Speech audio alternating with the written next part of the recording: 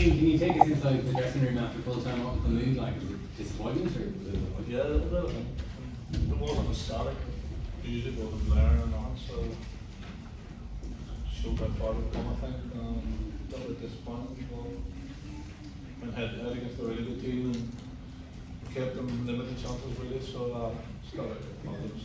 And do you feel aggrieved on the disallowed goal at the end? I don't really know. Felt like the referee was a bit like that all game, so sometimes you get it, sometimes you don't, so I don't really know. Referees like that, what do you mean by that? I just thought they were getting all the little ones a lot and we weren't, so I was on his case a little bit, so yeah, I think it's over. Shane, did you worry that Ronaldo was going to do it again when he went through there at the end? Yeah, from Club again. Yeah, probably the 10 men, and we probably got a little bit confident and pushed forward. And one mistake against a good team like that, or a player, you can get one chance. And I think we haven't saved us. What do you think tonight says about the progress the team has made in this competition? Yeah, really good, I think.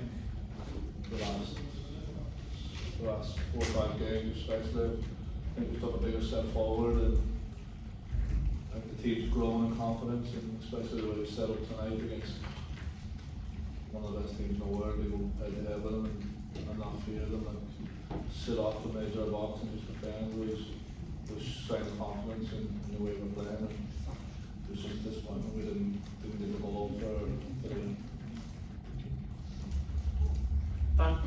Shane, I think you've played that system now for maybe the last 7 or 8 games. Yeah. Is it much more comfortable now than it was at the start in terms of just your awareness of roles within it and so on?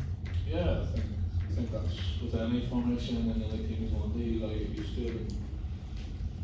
I think the joy of club level, you've got games a lot, but in international you don't have that many games. They work. So I think the more games we've done it now, I think progression on the formation and the way we play is getting better, improving a lot, and but yeah, still a lot of work to do. Neil? So Shane, your drag back to get past Ronaldo, is that an indication of your own individual confidence and the team in general? I didn't shake. Nah, yeah, maybe I think I play my best when I'm not really thinking and just doing stuff at home. I think at the moment I was in a tight situation and didn't have a pass on, so I was shattered, and maybe a year ago I wouldn't have done that, so yeah. Shane, the results tonight were Azerbaijan losing to Luxembourg, and it was that point. It means if we win on Sunday, Luxembourg become third. That has to be the goal. Is there a sense now that we can achieve that? Yeah, that's the first thing the manager said, really, and I think well, we all know the disappointment at the start of the group, but we didn't perform well enough to get the points, and it's cost us now, but we want to finish it as strong as we can, and go in there now if we beat Luxembourg, we know we finish the ball in, so that's the aim, and that's what we're going to do on Sunday. Paul? Shane, what do you make of Chiedozie O'Bennett's performance? Yeah, really good, really positive. Since he's come in, he's been fresh air, really positive, really good person, and fits straight into the lads, and you can tell on the pitch he's just a happy character and loves playing football, and he loves playing for Ireland, so it's a real asset we have on our team, whenever we try to use him as best we can. I think the last few performances, I think he's been outstanding, so hopefully he keeps on more and many more to come. Nathan? Shane, what's the biggest difference from early in the campaign when the results weren't there and the performances weren't at the level that they are now? I think the performances were there, the results maybe which affected us a little bit. I think took a bit of confidence away from us.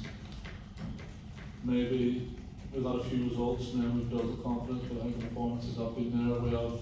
We've been knocking on the doors, but we've had a few bad ones. Obviously the one here against Luxembourg weren't great. So yeah, it's building on confidence. I think the longer we're with each other, it's just stay grip all the time, and new people, a lot of new faces, especially for me and the senior lads. So we get to know each other a lot more now and building relationships, and that's what we're doing on the pitch. I think that's showing off now, and hopefully we can keep on. There's a constant conversation, as I'm sure you know, about Stephen's future and new contract. What are your thoughts on what should happen next? I think Stephen's brilliant. I think.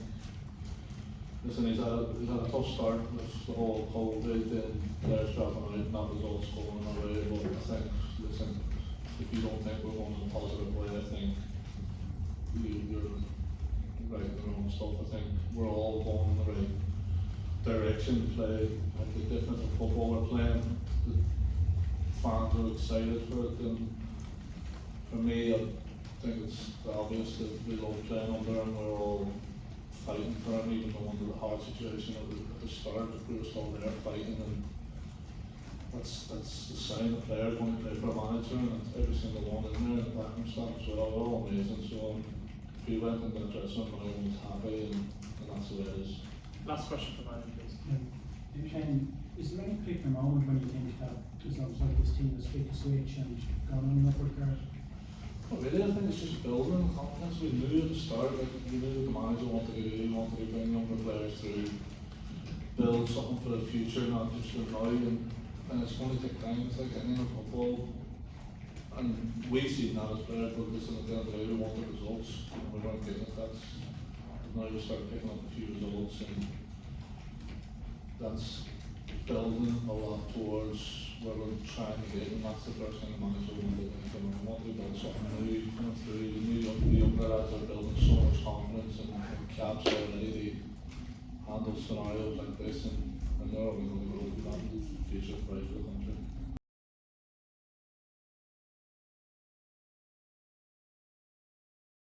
I felt we started a little bit nervously, and Portugal retained possession very well early in the game, and they're two sort of high eights, if you like. They're two attacking midfield players dropped into very wide positions. We found it difficult to sort of get a hold of that early on because they were retaining possession too easily for us, and maybe our front three were a little nervous starting, or not nervous, but maybe not cohesive. And but I thought, probably halfway through the first half we picked it up and improved. Chidozie was very influential. Callum Robinson started getting Matt Doherty down the right. And we played well in that period, and had a lot of corner kicks in front of our support, and some half chances. And then, but second half I actually thought we were the better team. I thought we were the better, played the better, better football overall, and played very well in the second half. And obviously Portugal were still dangerous because they have some their players are so good.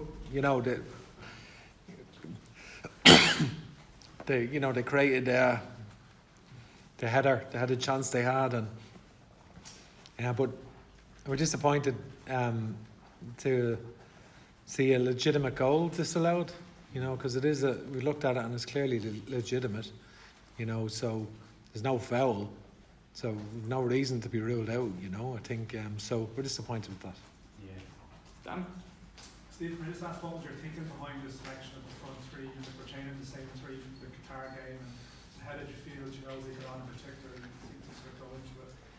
Yeah, like obviously Adam Aid has been lacking minutes at club level, and he played with an illness in the previous camp, and I thought the three players against Qatar were excellent, as it sort of balanced each other well, and Callum getting a hat-trick, didn't want to take him out of there after getting a hat-trick there. So Jamie sort of offers you something different. He comes into pockets and links to play, and so they sort of complement each other. But I felt Adam Mida today, when he came on, was certainly our most influential substitute overall. He was very did really well and added to the play and gave us a focal point, and was quite aggressive, and thought he did very well. Nathan? Stephen, at the other end, your decision to play Seamus Coleman on the right of the back three, how much of that was based upon your confidence in his ability to deal with Cristiano Ronaldo, and I guess not to be overawed by going up against Cristiano Ronaldo? Yeah, I thought the back three were absolutely excellent, So I thought the back three, I know Callum got man of the match. I'd have probably given it to Shane Duffy, on his performances. Probably technically it's the best I've ever seen him play in terms of his range of passing, and the quality and the weight of his passing was really, really good. I know he's always been a good defender, but I thought Shane Duffy was, and I thought Seamus was very, very good, and also John Egan. The back three collectively were excellent, and Seamus defended really, really well, because there's an aerial threat there, and that's a challenge on the back post of Portugal, because unlike other teams, like take Spain for example, Portugal carry much more of an aerial threat, and that's the problem. We're giving away inches on set plays, and we're doing our matchups, they're not matching up. So Seamus competed brilliantly, and I thought this defended really well. Philip? Shane spoke to Stephen from moments ago, and he said the first thing he said when he came in was, Sunday, win, you can come third. One of the first things he said. That must be a target now. You can come third in the group, you can avenge what happened here against Luxembourg. Is that, just on that, is that your target? And secondly, will you freshen up the team with that? Yeah, I've a lot to consider. I've a lot to consider, so I'm not going to make all my decisions now, but I think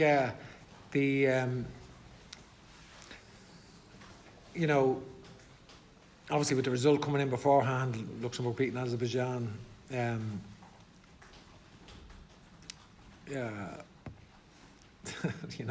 that you get a result before the game like that. So I think from my point of view, I know there's nothing in it in terms of, it doesn't help us in the European Championships, but it doesn't affect the season or anything like that. But I think from a personal pride point of view, we want to certainly, we've been on an unbeaten run now, not unbeaten run, apart from the 97-minute goal Ronaldo got.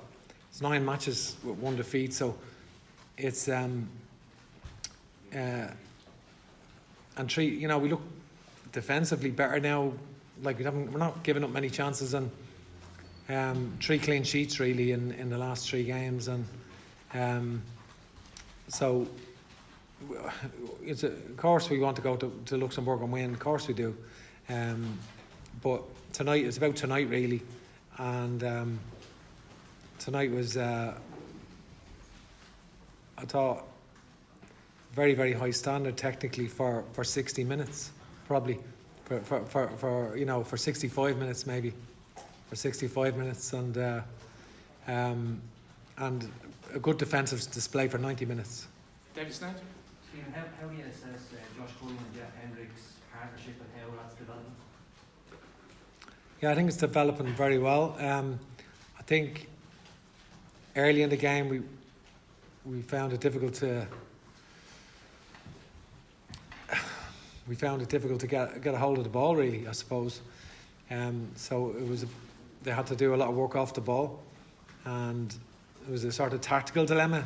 Fernandez was dropping nearly into the left back spot, and as was Nuno, the other midfielder, and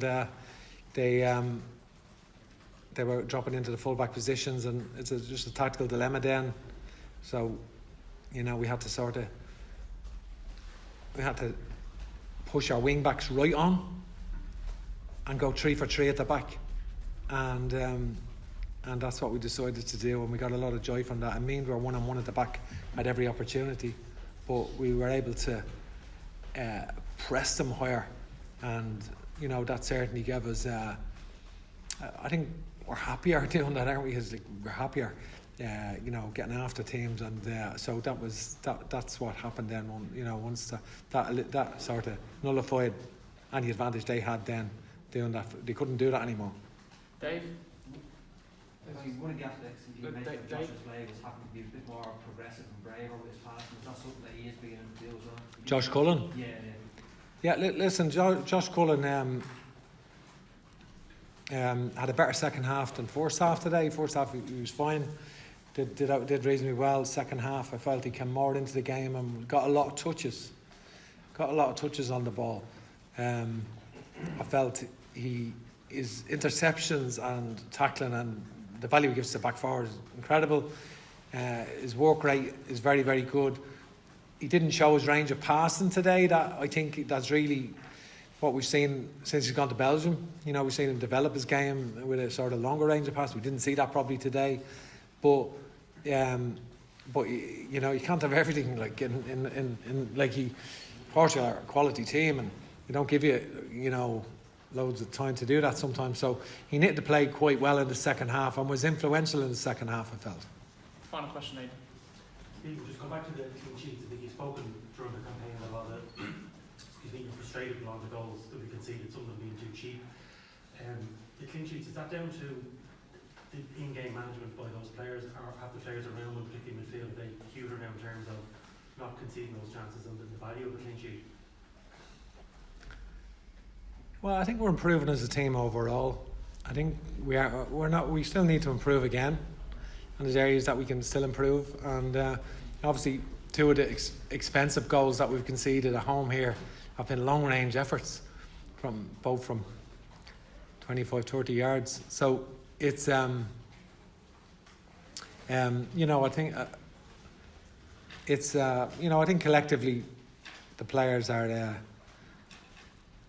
getting better. I think as a team we're getting better, and I think that's everyone is playing their part. But I think, you know, that's the first time probably, you know, we've had different players playing, and everyone's coming in and done well. Seamus has been missing with injury. Shane Duffy had been, and Shane coming into form has been a massive thing for us. Really, you know, transforming his form has been massive as well, going back into form, and in my opinion, I think Johnny Egan could play in the Champions League. You know, I think he should be playing in the Champions League, Johnny Egan. You know, that's the way I feel about that. You know, I think he's good enough. You know.